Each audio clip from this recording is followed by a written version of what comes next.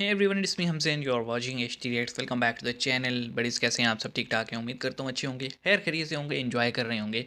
और जिस वीडियो पे हम रिएक्ट करने वाले हैं बड़ा ही चर्चा में है, बड़ा ही आप कह लें वायरल हो रहे, लेकिन हमने पूरी कोशिश की कि हम एक स्पेस देकर फिर बात करें। तो जनाब, टाइटल है कि क्या भारत का जो सिंधी समाज है यानी सिंधी बरादरी है, वो पाकिस्तान के जिस हिस्से से आए थे, क्या वो दोबारा जो है ना इल्हाक चाहते हैं, भारत में जुड़ना चाहते हैं। तो बात हो रही है जी सिंध की, और बड़े घुमा फिरा के टाइटल दिया गया है। बेसिकली सिंधु देश की बात हो रही है। तो हम पहले वीडियो देख लेते हैं, फिर हम देखते हैं कि क्या सिंधी वाकई ही चाहते हैं। मेरे तकरीबन काफ़ी स्टूडेंट्स हैं सिंधी, उनसे राय ली है मैंने, तो वो आपके साथ कुछ शेयर करेंगे। तो आइए शुरू करते हैं। 3 2 1 एंड भारत का सिंधी समाज पाकिस्तान के जिस हिस्से से आया वो वापस भारत में विलय चाहता है। पाकिस्तान में सिंध प्रांत मांग रहा आजादी। हमें चाहिए अपना सिंधु देश, नारे लग रहे हैं वहां पर।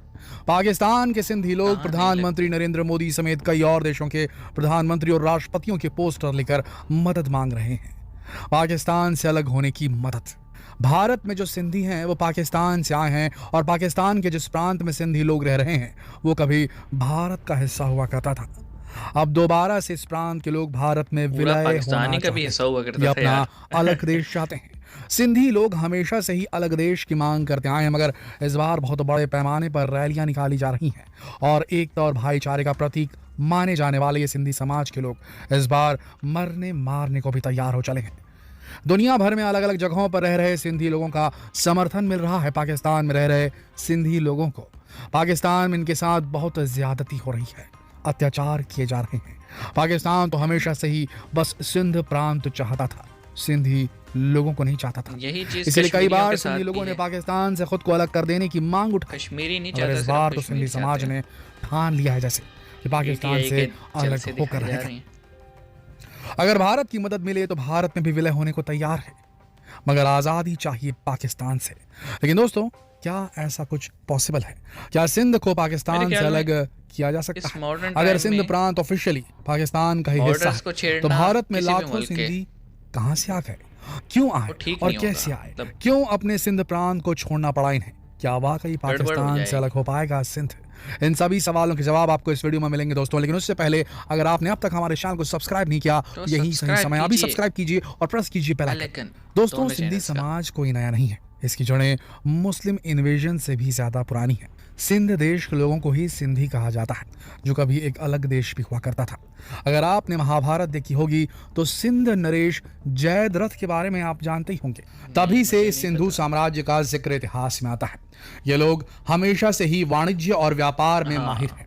आज के समय सिंधु देश पाकिस्तान के सिंध नाम के प्रांत को कहते हैं। कराची के आसपास का ज्यादातर हिस्सा सिंध में ही आता है।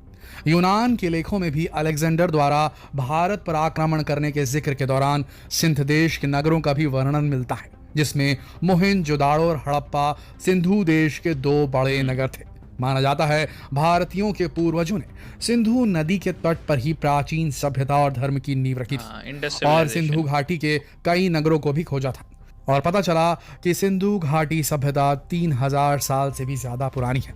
लेकिन ये शोध चलते रहे और बाद में पता चला कि इनकी सभ्यता 8000 जी जी। ईसा पूर्व से भी पुरानी रह चुकी है। भारतीय संस्कृति में सिंधु नदी और सरस्वती नदी सबसे प्राचीन बताई जाती है। हिंदू पुराणों के अनुसार सिंधु नदी दरिया 3600 सिंध की बात किलोमीटर हो रही लंबी है। है। सिंधु घाटी की एक लिपि भी है जिसका ज्ञान आज किसी को भी नहीं है। मोहनजोदाड़ो और हड़प्पा की खुदाई में मिले सिंधु घाटी सभ्यता के बर्तन और बाकी चीजों पर सिंधु लिपि लिखी है, जिन्हें आज तक भी कोई समझ नहीं पाया डिकोड है। नहीं हो रही ईरान ना, और कौन अरब के करेगा। हमलों के बाद सिंधु भाषा में कई फारसी और अरबी शब्द शामिल होते जी, गए, और सिंधु भाषा और लिपि की समझ कहीं खो गई। स्क्रिप्ट सिंधी चेंज हो लोग गई खुद को टोटल। सिंधु घाटी सभ्यता के वंशज बताते हैं, और बताते हैं कि कई हजार साल से इनका तो अलग अपना अलग वही डे धर्मों भी के है, बीच फलने फूलने की वजह से सिंध इसने अपनी सिविलाइजेशन लिपि डे। को खो दिया। इनका कहना है कि सिंध देश सबसे अलग हुआ करता था, लेकिन अंग्रेजों ने जबरदस्ती इसके ऊपर कब्जा किया और शासन किया, और फिर 1947 में पाकिस्तान की इच्छा तक नहीं थी, फिर भी सिंध देश को पाकिस्तान की सीमा में धकेल दिया गया। उस समय तो वहाँ यहाँ की हिंदू धर्म को मानने असेंबली वाले ने किया सिंधी भी था। थे और मुस्लिम धर्म को मानने वाले सिंधी भी थे। लेकिन इनमें से कोई भी अपना सिंध प्रांत नहीं छोड़ना चाहता था। बिल्कुल ऐसे ही है। यहाँ के सिंधी हिंदुओं और सिंधी मुस्लिमों के बीच एकता और भाईचारे की भावना थी और उनके 1947 में कल्चर ने इन्हें पार्टीशन के जोड़ा हुआ समय था। भी वो एकता बरकरार थी। सिंधी मुस्लिम कभी सिंधी हिंदुओं को अपना प्राण छोड़कर भारत जाने के लिए मजबूर नहीं करना चाहते थे, लेकिन फिर भी बहुत से सिंधी हिंदू पाकिस्तान छोड़कर भारत आ गए। उसके बावजूद भी बड़ी संख्या में सिंधी हिंदू सिंध प्रांत में बने अभी रहे, भी हैं, लेकिन लेकिन 1951 उनकी में पाकिस्तान ने अपने अत्याचारों जी की हर हद कंडीशन पार बहुत कर ख़राब है। दी। हिंदुओं को जबरन मुस्लिम में कन्वर्ट किया जाने लगा और ये वो समय था जब 7,76,000 सिंधी हिंदुओं को मुस्लिम कन्वर्शन से बचने के लिए फोर्सफुली भारत आने पर मजबूर किया गया। भारत में सिंधी हिंदुओं के लिए अलग से रिफ्यूजी कैंप लगाए गए। 1967 में भारत में सिंधी लैंग्वेज को 15th official language of India के रूप में शामिल किया गया। आज भी पाकिस्तान में लाखों सिंधी हिंदू हैं जो अपने पैसे, एजुकेशन और स्किल्स के दम पर वहां टिके हुए हैं। जी बिल्कुल। भारत में जो सिंधी आए वो राजस्थान, गुजरात, महाराष्ट्र और मध्य प्रदेश में जा बसे, लेकिन आज भारत के कई नगरों में सिंधी बसे हुए हैं। पाकिस्तान में सिंधी लोगों की हमेशा से ये परेशानी रही है कि उनके साथ भेदभाव किया वो जाता तो रहा पाकिस्तान में है। सभी को इशू है। 1967 से ही पाकिस्तान में सिंधी महाभारत काल की तरह एक अलग देश की मांग करते आए हैं। सिंधी के प्रमुख नेता GM सैयद और पीर अली मोहम्मद रशदी ने इस सिंध देश की मांग कॉन्फ्रेंस को आगे जमाते बढ़ाया। हैं अब इनकी। दोस्तों, आज भी ऐसे पाकिस्तानी सिंधी जो पार्टीशन के समय गरीबी का शिकार हो गए थे, वो बॉन्डेड लेबर तक से पीड़ित हैं और सभी सिंधी अपनी पहचान के लिए जी। लड़ते रहते हैं। पाकिस्तान की आर्मी सिंध के सभी रिसोर्सेस को, जैसे पानी, गैस, ऑयल, कोल, आइलैंड्स और उनकी लैंड्स को भी हड़प लेती है। सबसे बड़ा अत्याचार तो यह है कि पाकिस्तान ने सिंध के नेचुरल रिसोर्सेस, इंडस्ट्रीज और फार्म लैंड यानी कि खेती की जमीन को एक्सप्लॉइट करने की आजादी चाइना तक को दे डाली। हाँ वो जैसे पाकिस्तान ने चाइना को हरकोल सिंध देश तोहफे में दे दिया हो। ऐसे ही है। दोस्तों, 1971 में जब बांग्लादेश भी पाकिस्तान से अलग हो गया तो सिंधी वासियों की अलग होने की मांग भी बढ़ती चली गई। कई बार पाकिस्तान में इस मांग को लेकर आंदोलन हुए हैं। ऐसे आंदोलनों को अब वर्ल्ड सिंधी कांग्रेस, सिंधु देश liberation army, Jai Sindhu student, Sindh national movement party और सिंध के कई राष्ट्रवादियों का समर्थन मिलता है। सिंधु देश के समर्थक और जय सिंध फ्रीडम मूवमेंट के संस्थापक जफर साहितो का कहना है कि 1843 में ब्रिटिश सेना ने सिंध देश पर हमला किया। उससे पहले हमारा अलग देश था। जब ब्रिटिशर्स वापस लौटे तो हमें अलग देश का दर्जा मिलना चाहिए था। यह हमारा हक था। ब्रिटेन ने अपने हितों के लिए पाकिस्तान का निर्माण किया और हमें जबरन पाकिस्तान में धकेल दिया गया। साथ ही उन्होंने ये भी कहा कि सिंध राजा दाहिर के समय साल 711 में एक अलग देश था। इसके बाद अरबों ने उस पर कब्जा किया। उस समय जो सिंधु देश था, हम उसी सिंधु देश की मांग कर रहे हैं। लेकिन क्या ऐसा पॉसिबल है? दोस्तों, ऐसा बिल्कुल आज के पॉसिबल है, टाइम क्योंकि में बांग्लादेश भी पॉसिबल पहले तो है। पाकिस्तान से अलग हो चुका है, लेकिन तब भी पाकिस्तान को बांग्लादेश मजबूरी में अलग करना पड़ा था। आज भी पाकिस्तान अपनी खुशी से सिंध प्रांत को अलग देश का दर्जा नहीं देगा। इसीलिए सिंध को अलग अलग देशों के समर्थन की जरूरत पड़ेगी। अच्छा, अब हम बात करते हैं। देखें, एक एक कह सकते हैं एक पूरी बड़ी तादाद है जो कि सिंधु देश या फिर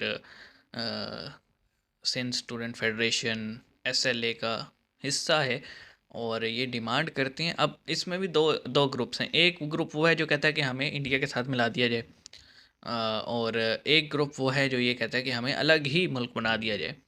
तीसरा ग्रुप है वो ये कहता है कि जनाब हमें पाकिस्तान के साथ ही रहने दिया जाए, लेकिन हमारे जो रिसोर्सेज पे पंजाब से या फिर KP से या फिर बलूचिस्तान से जो कब्ज़ा हो गया और जो जगह जगह जो है ना अफ़गान कॉलोनीज़ बन गई हैं बाकायदा, जब से अफ़गानी लोग यहाँ पे आए हैं, उन्हें हटाया जाए और ये सारा एरिया वापस हमें हमारे कब्ज़े में दिया जाए। कारोबार जो है फर्स्ट प्रेफरेंस वो सिंधी की हो। इसी तरह जॉब्स में प्रेफरेंस जो है पहली वो सिंधी की हो सिंध के एरिया में। तो ये कुछ डिमांड्स हैं जो कि मेरे ख्याल में जायज़ हैं। जैसे मैं एक बीइंग अ पंजाबी, मैं यही डिमांड करूँगा ना कि पंजाब में जो रिसोर्सेज हैं वो पहले उसका हक जो है पंजाबियों पे होना चाहिए, फिर बाकियों को मिलना चाहिए। तो इसी तरह उनकी भी कुछ डिमांड्स हैं। अब प्रॉब्लम क्या आता है? प्रॉब्लम ये आता है कि हमारे यहाँ सिचुएशन सही से हैंडल की ही नहीं जाती और ऐसे ऐसे फैसले कर दिए जाते हैं जो कि मज़ीद सिचुएशन को ख़राब करते हैं। यही चीज़ हमें सिंध में देखने को मिल रही है। आप अगर सिंध कभी ट्रैवल करें तो जैसे ही आप साउथ पंजाब से निकल के सिंध में एंटर होंगे, यानी बॉर्डर पे ही पहुंचेंगे, सिंध पंजाब के बॉर्डर पे रोड्स टोटली चेंज हो जाएंगे। यानी आपको फ़ील होगा, नज़र आएगा कि यार यहाँ पे जो है ना डेवलपमेंट नहीं है। और देखें आज के दौर में आप कहीं भी डेवलपमेंट ना दें, वहाँ के लोगों न नफ़रत तो फिर पैदा होगी। फिर कराची जो कि ये कहता है कि मैं तकरीबन 70% पाकिस्तान में टैक्स जो है वो मैं देता हूँ।